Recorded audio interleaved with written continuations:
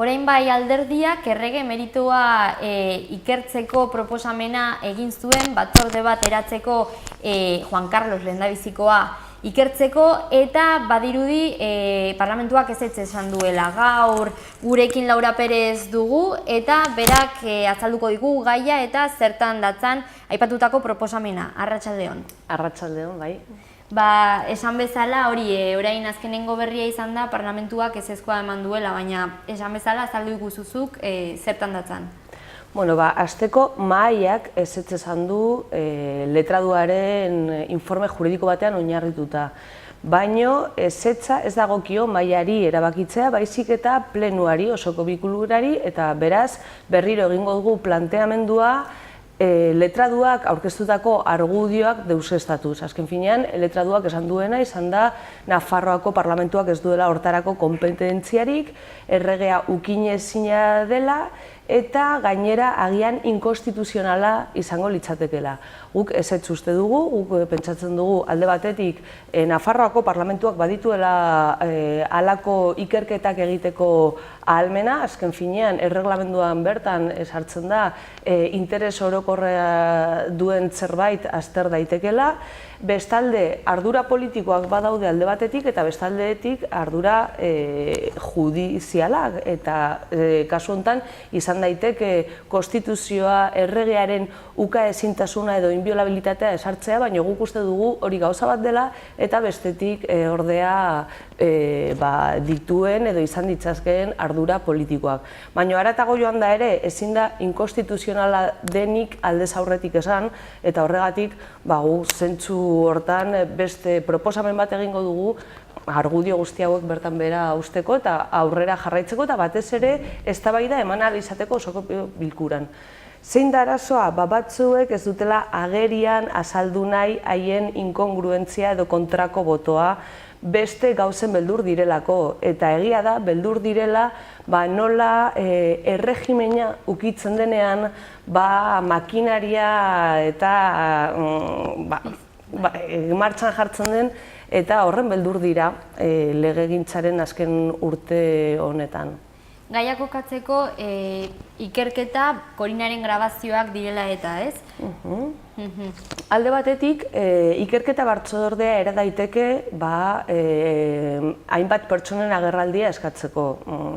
Lehenik eta behin ogasuneko teknikariek, haiek esaten dute badaudela datu nahiko behintzat fiskaliatik prozesu bat ireki ahal izateko, bestalde badira ikertzaileak, periodistak, historialariak etor daitezkena eztabaida irekitzeko. Eta gu ere, haratago joan nahiko genuke, eta erregeak bera etorri behar baldin badu, etor dadila. Zer esaten du kasu honetan informeak? Estatuko erakundeek ez dutela zertan Nafarroako parlamentuaren aurrean erantzunik eman behar, eta gainera erregea izan da are gutxiago. Baina guk, kasu honetan, uste dugu erregeak, gustatu ala ez, baduela ere Nafarroako tituloa, eta gainera historikoki Nafarroako errege guztiek, Gaztelako erregeak baziren ere, hemen errege izateko behar zuten Nafarroako gorteen aurrean foruak onartu. Eta onartzen ez baldin bazituzten, etzen errege. Eta hau zebera gertatzen zen Fernando Zazpigarrenarekin, absolutista zena, Gadizko gorteen konstituzioari kolpestatua eman ziona, baina hemen foruak onartu behar izan zituen. Orduan, bai argudio historikoak daudelako, eta baita juridikoak ere, zen egungo loragnak edo mejoramenduak ez ditu erakunde horien jatorria guztiz deuseztatu, onartuak daude, horregatik badugu hemen eskumen ekonomikoa, konbenioa, besteak beste, eta orduan alde hortatik ere guk pentsatzen dugu baditugu argudio juridikoak ditugula erregeak parlamentuaren aurrean aurpegia eman ahal izateko.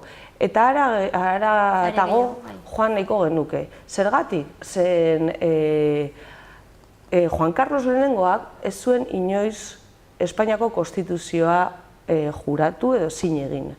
Eta alde hortatik, konstituzioak berak esaten du erregeak estatuko edo korte orokorren aurrean zin egin behar duela, konstituzioa obedituko duela, hiritargoaren eskubideak nola erkidegoen eskubideak babestuko dituela, eta segertatzen da kasu honetan, Franco izendatu izan zuenez Juan Carlos lehenengoa, ez zuen inoiz korteen aurrean konstituzioa zin egin.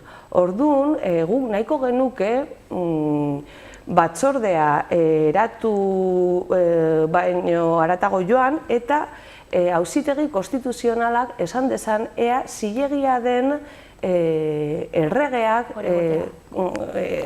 gorten aurrean juratu ez dituen konstituzioak esartzen dituen privilegio hori babesten duen ala ez. Zen bere garaian eman zen honen inguruan eztabaida bat eta ezen inoiz ondorio argirik eman honen inguruan. Eta hor dago gakoa eta hori da batez ere guri aztertzea gustatuko litzaigukena. Bai, beti blokeoak daude erregearen figura zalantzan jartzearen orduan, ez? Bai. Madrilen ere horrelako proposamen bat egin zelako, batzordea eratzearena, ezezkoa jaso zuenak, eta orain Nafarroaren kasuan gainera esan duzuela autogobernua dela eta ahalmenak daudela, ez? Eta gainera, hemen badago kontu politiko bat Madrilgo gortetan ematen ez dena, eta hemen badugula gehiengoa batzorde hori eratu ahal izateko, estatuko gortetan ematen ez dena PSOEren babesa beharko luketelako eta PSOEk ez duelako hori babesten. Horregatik ezin dugu ulertu nola geroa bai bezalako alderdiek autogobernua defendatzen dutena, edo defendatzen omen dutena, duena, edo beste hainbat alderdiek, izquierda eskerrak ere, errepublikanoa dela dio, baino ez du hemen aztertzerik nahiago dute Espainiako gorteetan egitea ikerketa hori. Orduan, kasu honetan gu nahi dugu hemendik gure erakundeak babestu, defendatu eta gure demokrazian sakondu. Eta batez ere hori, gehiengo politiko hori hemen ematen delako eta beste inun ematen ez delako. Horregatik, uste dugu hemen badugula aukera paregabea eta probestu beharko genukena, ez bakarrik gure onurarako eta gure interesa delako ze gertatu den jakitea, baizik eta baita estatu mailan ere beste lurraldeentzat. Eta gainera ere zalantzan jarri nahi dugulako erregea blindatu egiten duen konstituzioa. Zen, konstituzio honek ez du bakarrik erregetza blindatzen. Baita ere, ez dituen eskubide sozialak, oinarrizko eskubideak izango balira bezala defendatzen, eta aldatzeko, konstituzioa aldatzeko, edo erabakitzeko eskubidea Katalunian aldarrikatzen ari den eskubide hori aldatu ahal izateko eta konstituzioan aitortu ahal izateko beharko genuken erreforma blindatua dago ere. Ezinezkoa da, eskatzen diren gehiengoak badakitelako sistema don honekin ez litzatekela inoiz aldatu ahal izango. Orduan, gauza guzti horiek ere nahiko genituzke zalantzan jarri, eztabaida ireki eta behintzat jendeak jakin dezan konstituzioa onartu zenetik 40 urte hurren hontan behintzat jendeak jakiteko zenbateraino konstituzionalistek eta konstituzioa defendatzen duten horiek ze trampekin jokatzen ari garen eta horren aurrean prozesu konstituziogileak ere ireki ahal izateko Nafarroatik baita ere. Bai, hor kontraesanak daudelako, ez? Alde batetik Franco diktadoreak kokatutako errege bat, trantsizio garaian demokraziaren hasieran sortutako konstituzio bat, teorian demokratikoa, baina ukiezina den pertsona bat onartzen duena. Orduan hori ez dago oso demokratikoa, ez? Hor ez dago guztiek ez daukagu eskubide berberak. Bueno, transizioa nola eman zen badakigu, baina guk uste dugu ere egun 40 urte beranduago gizarteak badituela beste behar batzuk eta guztion eskubidea izan beharko litzatekeela demokrazia edo benetazko demokrazia bermatzen ez duen konstituzioa aldatzeko aldarrikapena. Zilegizko aldarrikapena da eta konstituzionalki eta legalki debekatuta baldin badago hori egin ahal izatea, behintzat jendeak jakin dezala zeintzuk diren ematen diren prozedurak eta nola egin beharko genukeen, zen horrek ireki izan dituen krisiak, bai krisi lurraldetasunaren krisia Katalunian erabakitzeko eskubidea ez eskainiz. Pentsionisten aldarrikapena, feministen aldarrikapena, eskubide sozialak azken finean, konstituzio honekin ez dira posible ere, zen hor daude, bai, badugu etxebizitzarako eskubidea, lanerako eskubidea, baina ez dira oinarrizko eskubidetzat eskaintzen, hau da, ezin ditugu administrazio publikoen aurrean eskatu, beste batzuk ordea bai, baina guk nahiko genituzke eskubide guzti horiek, sozialak ere, oinarrizko eskubideak izatea.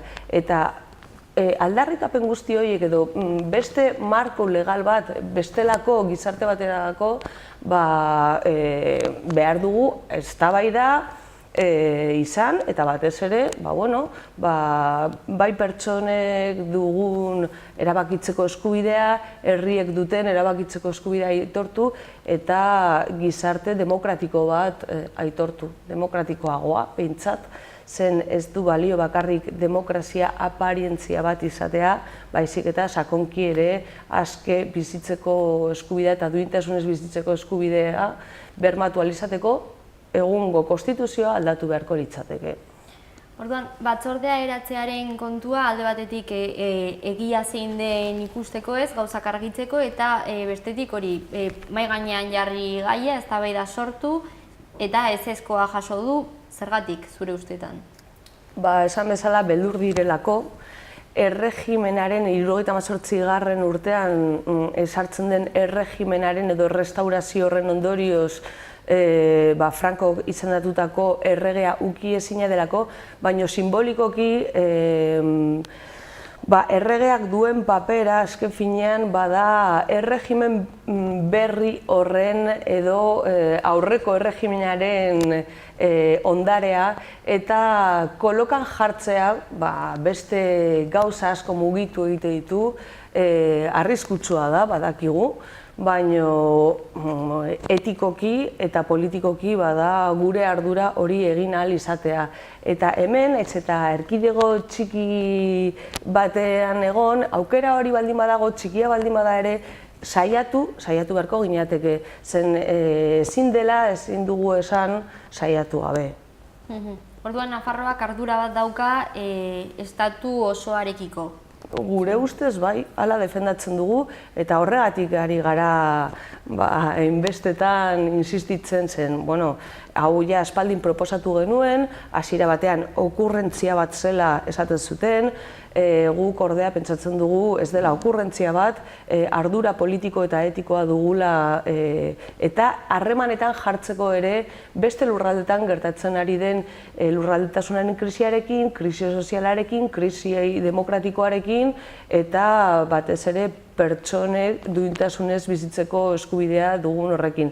Zen azken finean, ni ez naiz eroso sentitzen subdita bat izan da, nik nahi dut hiritarra izan eta demokrazia batean bizi. Eta horregatik, Nafarroan egin dezakegu eta gainera gure autogobernuak eta gure erakundeen balioa edozein gauzen gainetik jarriz. Eta baita aldaketak Nafarroan izan duen balioa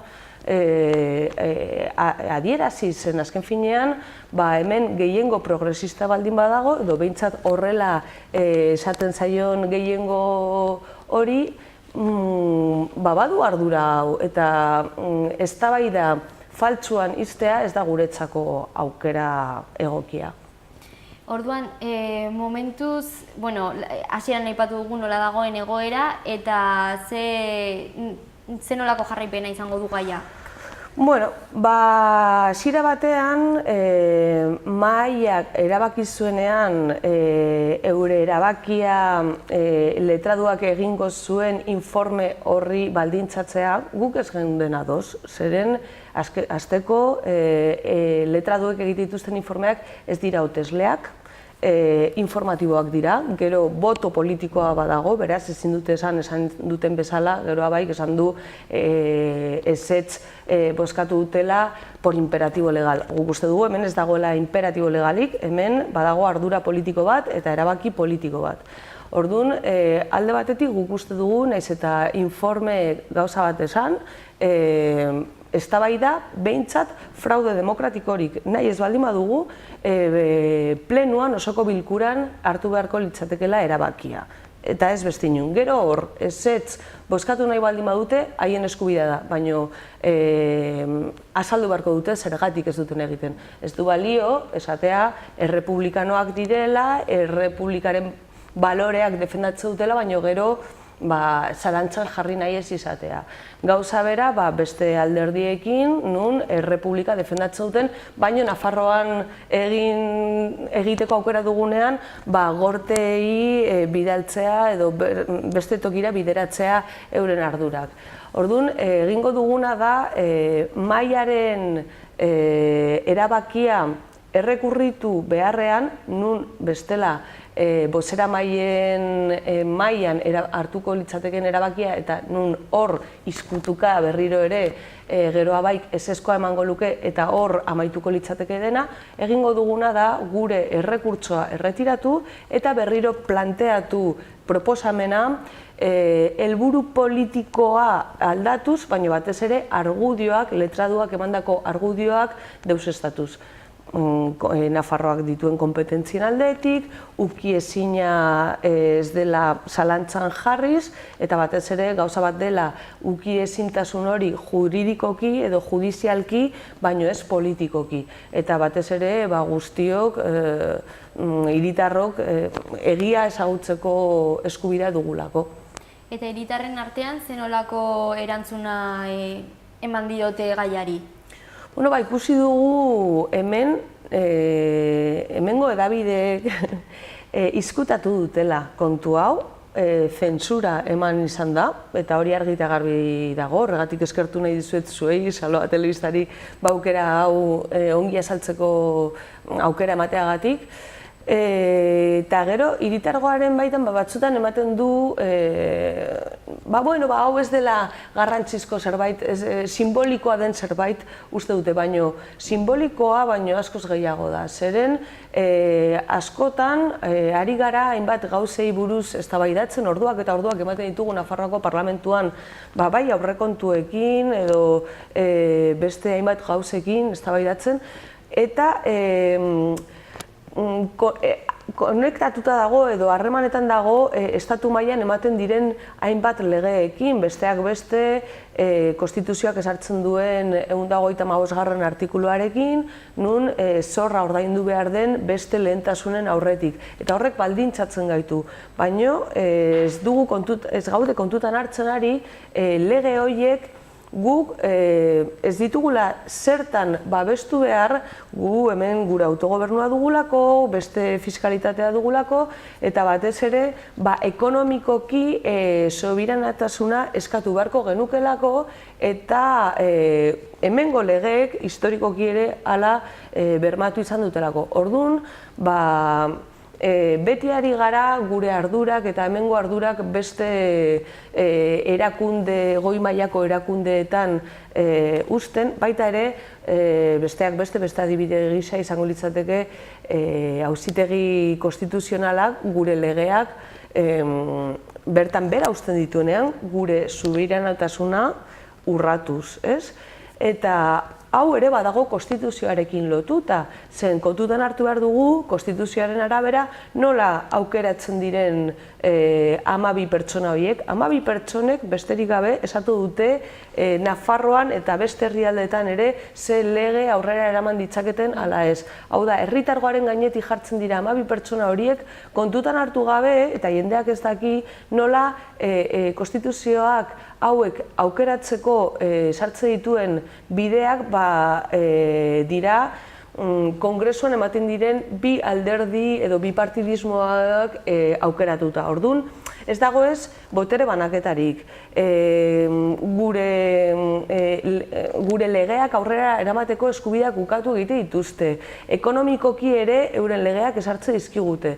Orduan, gero oinarrizko eskubideak bermatu ezin daitezkenean edo eskubide sozialak edo bestelako politika publikoak egin ezin ditugunean, erroa justo honekin lotuta dago. Horregatik guk uste dugu burura joanez, azken finean, estatuaren burura joanez eta hori zalantzan jarriz, ez bakarrik errege izateari utzi zionetik, baizik eta izendatua izan zen momentutik, hortik abiatuz eska genezaken konstituzio honekin oso mugatuak gaudela eta egungo gizartea askoz aurrerakoiagoa dela, kalean dauden aldarrikapena kontutan hartzeko bestelako legeak ditugula, bestelako marko juridiko bat, eta hori da aldatu behar dena. Gaia asko sakonago eta zabalagoa dela eta hor sustraia dago. Bai. Bueno, nik uste dut argi gelditu dela, baina ez dakit zerbait gehitu nahi duzun edo azpimarratu edo... Gustatuko litzaidake jendeari eskatzea zein garrantzitsua den euren alderdiek halako proposamenak babestea. Zen askotan ere ikusten ditugun ezberdintasunak, jendarteak pentsatzen duen zein aldea dagoen ez, jendarteak dituen eskaeretatik eta gero alderdien buruzagiek hartzen dituzten erabakietatik. Orduan, gutxi bada ere, haien artean sozialki presiona dezatela gauzak bestelakoak izan daitezen. Azkenean hor mugimenduak asko egiten du, ez? Beti. Herri mugimenduen aldarrikapenik gabe, gauzak oso gutxi mugituko liateke. Mila esker Laura gurekin tartetxoago egoteagatik. Mila esker zuei. Eta hurrengora arte. Bai, eskerrik asko.